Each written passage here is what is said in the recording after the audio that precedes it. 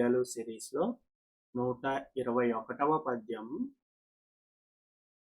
మేఘమడ్డమైన మిహిరుని జరుచును, చిత్తమడ్డమైన స్థిరము జరుచు, మరపులడ్డమైన మరిముక్తి జరుచురా, విశ్వదాభిరామ వినురవేమ.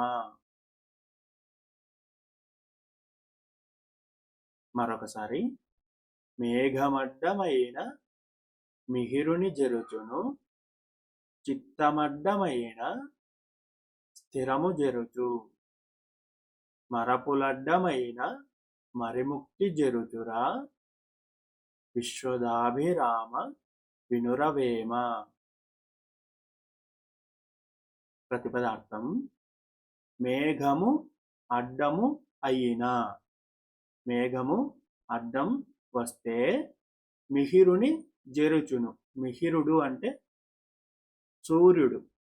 సూర్యుడి నుంచి వచ్చే కాంతిని మేఘం అడ్డం వస్తే అది అడ్డుకుంటుంది కదా, ఆ కాంతి మన వరకు చేరకుండా మేఘం అడ్డుకుంటుంది. మేఘము అడ్డము అయిన మిహిరుని చెరుచును, సూర్యుడి కాంతిని చెరుస్తుంది. చిత్తములు అడ్డమైన స్థిరము జరుచు. మనకి ఏదైనా ఒక పనిని చెయ్యాలంటే స్థిరత్వం అనేది ఉండాలి. దాని మీద మనం బుద్ధి నిలిపి స్థిరంగా ఉండాలి.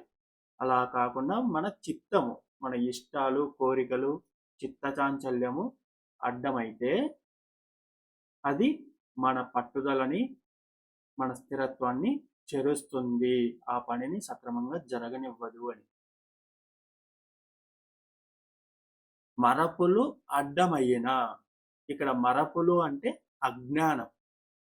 అజ్ఞానం అడ్డమైన మరి ముక్తి జరుచురా. అజ్ఞానం అడ్డం వస్తే జ్ఞానాన్ని పోగొట్టి, మనకున్న జ్ఞానాన్ని పోగొట్టి ముక్తిని కూడా తెరుస్తుంది అని భావం.